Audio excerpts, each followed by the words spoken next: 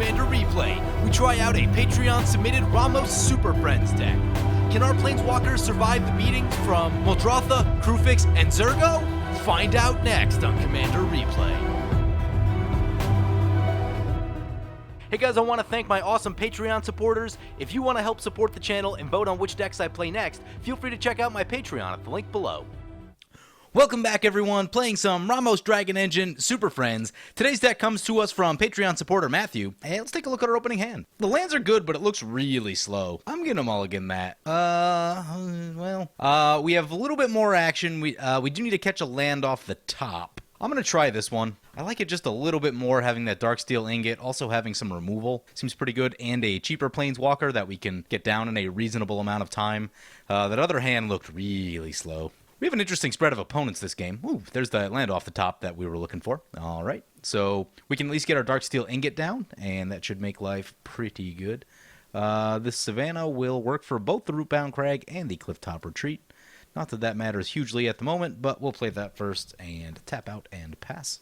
So, as I mentioned, we're playing Ramos Dragon Engine, 6 colorless for a 4/4 flying. Whenever you cast a spell, put a +1/+1 counter on Ramos for each of that spell's colors. Remove 5 +1/+1 counters and add 2 mana of each color to your mana pool. Activate this ability only once each turn. Pretty good commander, can do some weird busted stuff as the game goes on, especially as it stays in play. Also interesting in that, in addition to making tons of mana, sometimes it's just a huge flyer, which is, you know, good enough to get you there. We draw into a Triumph of the Hordes. That's a ways away from being good, unfortunately, but what can you do? So we'll lay down this Clifftop Retreat right here and tap out and pass. Taking a look at what our opponents are playing, we have an interesting spread of opponents right here. First up, we have Muldrotha the Gravetide. Be a graveyard-based commander. During each of opponent's turns, they may play up to 1 permanent of each permanent type from their graveyard. Very strong ability, just that Muldrotha is slow. Back when I was doing Muldrotha decks on the channel, I think the best piece of advice that I got on Muldrotha was make it a value-based deck where Muldrotha is kind of your late game plan. You shouldn't be going all in where like Muldrotha is your primary game plan. You want to use Muldrotha as the backup plan in case the board gets wiped and things like that. That sounded like pretty good advice to me. I haven't put that to the test, but until someone can prove otherwise, that sounds pretty legit to me. I'm going to fire down this Darksteel Ingot. We're going to get hit by this Spell Shock. Fun card. I should start playing that. And I think we're going to try this Ponder right here. So we have a Teferi. Teferi's pretty good. And 2 lands. We can put them back in any order. I think I like the fact that we have 2 lands. What's Tamiyo do? Yeah, I think we're going to put Teferi on the bottom of that pile. Plateau, then Steam Vents. I think that's what sounds good to me. We are not going to shuffle, and we'll draw a card. Sylvan Library trigger for the Muldrotha. And moving on. Next up, we have Kruphix, God of Horizons. Yeah, Kruphix is all about generating tons of mana. It can do some pretty busted stuff, like play Kruphix, tap out your lands for a turn or 2, and then play a Genesis Wave for like X20 is kind of one of those things that happens, and that's pretty hard to deal with. Because even if you get rid of all the creatures and stuff, they still get a lot of lands out of the deal. And that's a Rex Sage coming down to shoot the Spell Shock, so Spell Shock down. Sort of Feast and Famine, interesting. Oh yeah, that makes sense. Untap the lands, double the mana. Yup. Not something that I typically see in Kruphix decks, but definitely makes sense. And then next up we have Zurgo Helm Smasher, where our other opponents are go big into the late game. Zurgo is super aggressive, usually runs a ton of removal, is probably going to be pretty good against our Planeswalkers, quite honestly. Like, if we play Tamiyo right here, I think we actually have to use the minus. I don't love where this is going. If we play Tamiyo, opponent's probably just going to play Zurgo next turn and smash it down, so that's not great. I don't really want to take a full turn off from, like, doing anything, but yeah, I think that's what we're going to have to do. We'll play the Steam Vents tapped and pass the turn. At least if Zurgo's already in play, we can use that, we can use the plus ability on it. Next turn we can play Tamiyo and then hold up the Hero's Demise, which I think is probably a pretty good idea. I'm just going to put Boots on the Reclamation Sage. That will prevent us from using the Tamiyo ability. Maybe we just play Ramos, actually. So once Zurgo's down, Zurgo will likely eat up a lot of removal since Zurgo is very threatening. Opponent said, who wants some mana? Victory Chime's coming down. Interesting. Well, that's a fun little card. Reminds me of, what's that card? Spectral Searchlight, I think is the one, out of Ravnica, where you could give mana to a player. Zurgo taps out and passes. Ooh, they play a tap land. Well, we could have gotten away with that Tamiyo. Bummer. Did not expect that. Thought that it was totally going to be Zurgo time, and we'd be losing our Planeswalker, but that's not how it played out. Anyway, we'll drop the land, we'll play the Ramos. Just kind of hope that Ramos survives back to our turn, which it may or may not. Does have a tendency to eat up some removal. Opponent gives a mana to the Muldrotha opponent. I'm thinking about Teferi next. Potentially using the plus on Teferi. I know the untap ability is pretty busted. Yeah, I'm going to have to think about this next turn a little bit. Satyr Wayfinder coming down. Going to do some milling. Mills Acidic Slime, Torment of Hailfire, a Lord of Extinction, and a Phyrexian Arena. Does not catch any lands, so that's something. Well, at least they got through the section of having no lands. They should be able to find one next turn with the Sylvan Library after milling 4. Kruphix coming down, and the shenanigans will start very soon. So Victory Chime is going to add 1 mana, which will not go away. Ooh, that's going to add 4 mana by the time it gets back. That's pretty good. Consulate Crackdown. Ooh, bummer. Well, we draw a land off the top. Want to keep making those land drops, so I'll play the land. Gets rid of the Lightning Greaves. Gets rid of the Victory Chimes. Unfortunately, Ramos is in the command zone, so we'll have to recast Ramos.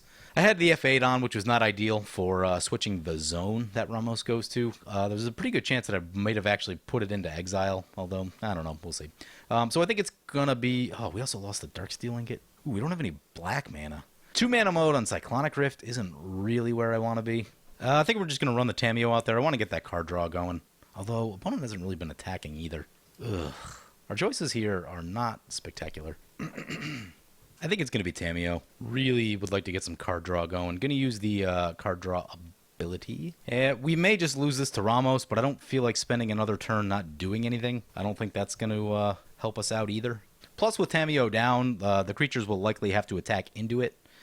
Which should get us some card draw going. Consulate Crackdown is interesting. I've thought about it a couple times in Commander, but if someone has enchantment removal, it gets risky. It's going to paint a pretty big target on its back. So there's a Signet coming down for the Muldrotha opponent. It's like they're still missing their land drops, though. We play Animate Dead on the Acidic Slime. Let's see how this goes. Consulate Crackdown is gone. We do get our Darksteel Ingot back. Wish I had sent Ramos to the Exile Zone. Going to put Boots on the Acidic Slime. Bummer, opponent decides not to attack, so not going to get that card draw I was hoping on. Pretty big target on Tamiyo now from the Zurgo. On the other hand, Tamiyo will probably take the bullet from Zurgo, so we won't be taking huge amounts of damage and huge amounts of commander damage. Zurgo is one of the few commanders that really easily gets there with commander damage. There aren't a lot of other ones that are really good Voltron commanders like that. Rafik is one that I can think of. Original Aurelia is okay. Zurgo with 7 power is just doesn't take much. I mean, with double strike, it puts you at 14 damage, and that's pretty big. So yeah, I mean, with Zurgo with double strike, gets there in 2 turns. Soul Ring for the Zurgo.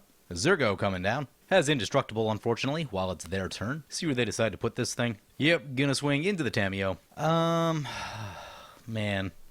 2-mana mode on Cyclonic Rift just really doesn't feel worth it. I'm just gonna keep on adding mana with that Victory Chimes. Yeah, no blocks. Tamiyo will go down. We do have the ability to get it back if we want to with the Obsidat's aid. Ideally, I'd kind of like to see I'd like to see a board wipe. Opponent taps out and passes. At least we get to make our land drop, so we'll make a land drop. I'm going to go for Ramos right here. I think we want Ramos in play. That'll give us a blocker, and as we start casting spells, at some point, it does actually get big enough to block Zurgo. Maybe not with the double strike, but I think Ramos is the right call right here. Running Teferis down there I don't think is going to do a lot for us. Sylvan Library trigger for the Muldrotha. Hits a Temple of the False God. That's lucky. Yep. And there's a Merciless Executioner. So Ramos about to go down again. It's not great. So Ramos going to get sacrificed. There's a Sidisi for the Muldrotha. Yeah, that seems like a pretty good one. It'll do some milling. Hits another Sidisi, Baleful Strix, and a Muldrifter. So opponent's graveyard's starting to look pretty good. I imagine that we'll probably be seeing Muldrotha next turn. And yeah, so I think Muldrotha probably in the lead right now in this game, and they're going to send Sidisi into the Zurgo. But Zurgo is a deck that usually runs quite a bit of removal. Most of the Zurgo decks I've seen are like, they run very few creatures other than Zurgo, so lots of room for removal in there. Would love to see a board wipe out of them. Just take down all the small things that Muldrotha's been playing. That's a Void Winnower. Those are pretty tough to kill. Has protection from green and black. So I believe that's going to put Kruphix in the lead. And there's a sort of light and shadow, so spot removal not going to be super helpful against Void Winnower. Does have protection from Zurgo. That's relevant. Opponent cannot cast their Muldrotha, but if they could, Merciless Executioner is the way that you get rid of that Void Winnower. I don't think we can cast Cyclonic Rift. Because I think the converted mana cost is still 2. Eek. What we can... Protection from white. Protection from white and green. So if someone gets rid of the artifacts, then we can at least tap it down. Oof. We can do very little. Very, very little. Why did opponent recast Zurgo, though? That doesn't make any sense. Hopefully Muldrotha's got something. Void Winnower is a card that I really don't like. My big problem with it is that it basically protects itself from like 3/4 of the things that would kill it, which is going to be your Wrath of Gods and stuff like that. Just super frustrating card to deal with. Surprisingly, doesn't even show up as much as you would expect it to for how stupidly powerful it is. Opponent's going to send Sidisi into us. Yeah, sure. Opponent trying to get some extra mill. They do put a Nyx Weaver into the graveyard. So we take the hit, we're down to 30. And opponent just passes. That's not ideal. And there's an Ugin. Surprisingly, Ugin not going to... We don't have anything colored in play, so Ugin not going to hurt us too badly. We'll get rid of a lot of stuff from this Muldrotha opponent, though. Ugin's going to go X4. So a lot of stuff getting exiled for that Muldrotha. So Muldrotha going to take a big old hit from the Void Winnower. It's going to go drop all the way down to 18. You get 2 Sword Triggers, Light and Shadow, and Feast and Famine. Going to untap all those lands. And that's a Karn. Gonna keep going after the Muldrotha. At least it's not us. So a Consecrated Sphinx getting exiled by the Karn. Opponent plays a Boros Garrison. Opponent's gonna Blasphemous Act. That might do it. Nice. So Void Winnower down. We could Cyclonic Rift, but I don't know if we need to yet. Yeah, I'm gonna hold off on that Cyclonic Rift. What I am gonna do is probably lay down this Sorin Markov and make opponent's life total 10. We don't have enough. We don't have enough black mana for Sorin Markov. It's going to probably have to be Teferi then. Ramos does cost 10 now. Yeah, I think it's going to be Teferi. We don't really have like a lot else to do. Or we could use this Obsidat's aid to get Tamiyo back, but even Tamiyo doesn't feel like it does all that much. So I think I'm going to go with the draw mode. Ooh, opponent's going to Beast Within our Teferi. That's annoying. We have a Joiner Adept. Let's look at this. Look at the top 2 cards. Put 1 on your hand and 1 on the bottom of the library. Don't think we need the Joiner Adept. Dragon Skull Summit gives us the black mana we need, so... that's not what I wanted to do. Oh, man. Guess we're going to play the Joiner Adept. Thought that worked more like a scry, where you go top then bottom, but it doesn't work like that. It's just choose the one you put into your hand, so whoops. So Muldrotha coming into play. Gonna put the boots on Muldrotha. Gonna play a Soul Ring. Muldrifter coming down. Opponent's gonna get to draw some cards. Seems pretty good when you're empty-handed. Telling opponent, take your pick. Both Planeswalkers are nasty. I don't know that hitting one is clearly better than hitting another. Opponent decides to go after Ugin. That's a fine choice. The more Ugin pluses up, it becomes a real problem. Karn, still very scary, but does not say wipe the board of all colored permanents, so still a very good Planeswalker, but I do think Ugin is just a bit stronger. I run Ugin in Commander. I don't typically run Karn in Commander unless I'm playing a Super Friends deck. I know this deck does run it, but for most of the games I play, I don't typically run Karn. So opponent just going to save up 16 mana. Seems pretty good. So opponent's going to exile the Greaves with the Karn, and they've already mentioned that they have to leave, so they scoop it up. That is unfortunate. That's going to change the way this game plays out. I was looking forward to them being the punching bag for a couple turns. We'll probably need to think about the Cyclonic Rift fairly soon. Actually, we'll probably want to shoot the Muldrotha. If we shoot the Muldrotha, that'll buy us a lot of time. Zurgo coming into play. Opponent's going to play Acidic Soil, deals damage to each player equal to the number of lands they control. That's going to be a bit... Whew. So Muldrotha goes down to 10. If Zurgo swings into Muldrotha, we can actually kill Muldrotha on their turn. Yep, that looks like what it's going to be. So this game just took a weird turn. Muldrotha down to 3. And we've got a 3/3 in play, so there's that. We draw a Rhystic Study. Yeah, first things first, I think is just going to be attack the Muldrotha. So Muldrotha down. Now we are left to deal with this Zurgo. Zurgo is not indestructible right now, so I'm thinking shooting it's probably a pretty good idea. Ideally like to get a Planeswalker into play also. Ooh, actually we can just tap down with the Tamiyo if we get that. Yeah, I think I like that. So let's get back Tamiyo. Our lands make any color, which is very cool. So Tamiyo back to play. Gonna tap down Zurgo and Soul Ring. Then we've got 3 mana left. Seems like a good time for a heuristic study. And we will pass the turn. Opponent's going to play a Sunscorched Regent. Sure. Hopefully they let us draw. They do not. And an Erebos. This one will let us draw. We draw a land. Lands are good. There's a Chromatic Lantern. Play the land. Then we're going to go Sorin, tap down the creatures, attack for 5. They'll be at 5, and life will be bad for them. I do feel generally pretty dirty about doing this kind of thing. I used to hate when people hit me with Sorin Markov. It feels so bad. I'm going to play the Chromatic Lantern first because of the life gain on the Sunscorched Regent, so they don't go back up to 11. Play the Chromatic Lantern. Tap down these creatures. We lose the Tamiyo, and then we'll target opponent's life total becomes 10. Yeah, pretty dirty. Don't feel great about it, but it is incredibly effective if you're trying to win the game. Swing in with both. Also means that opponent won't be able to, like, Erebos for a million. So opponent's at 5. Gonna need a big play right here. Gideon's Intervention. As it enters the battlefield, choose a card name. Your opponents can't cast spells with the chosen name. Prevent all damage that would be dealt to you by permanents of sources with that name. Interesting. I want to try that card now. Opponent pays for the heuristic study. They can Erebos twice if they want to. Opponent says can't name a token. Apparently not. Opponent names Sorin Markov with the Gideon's Intervention. Opponent's going to draw 1 time with that Erebos, going down to 3. They're going to need something big. Draws again, goes down to 1. Needs something even bigger. I think they're just going to... 2 cards in hand. Their mana colors are awkward. Opponent says GG. Acidic Soil, you say? That seems like it might be a pretty good card with things like Tatiova and Splendid Reclamation, all those type of decks running around these days. That's something I'm going to need to think about. Opponent already said GG. They seem to have walked away from the computer, so we're going to scoop it up right here. Yeah, the game took an interesting turn after the one player scooped. Ooh, there's a Deep Glow Skate. That would have been nice. Yeah, it's a cool little Super Friends deck. Also got really weird when the Void Winnower came down and we couldn't cast, like, any of our cards. That's always a bad place to be. Zurgo did the honorable thing of killing the Void Winnower. Interestingly, Zurgo didn't cast their commander 1 turn when they should have, and that may have changed the game somewhat significantly had they done that, because it still would have been in play even after the Blasphemous Act because of Indestructible. They could have been blasting people down. Not really sure what happened there. Muldrotha was slow, like it always is. That's just kind of how that deck plays, and especially the way that most people build it. Like I mentioned earlier, you kind of want to build it as just a good value deck, and then Muldrotha becomes your late game plan. And that's kind of what they were doing, but they also missed some land drops, which is never great. So that's not really where you want to be.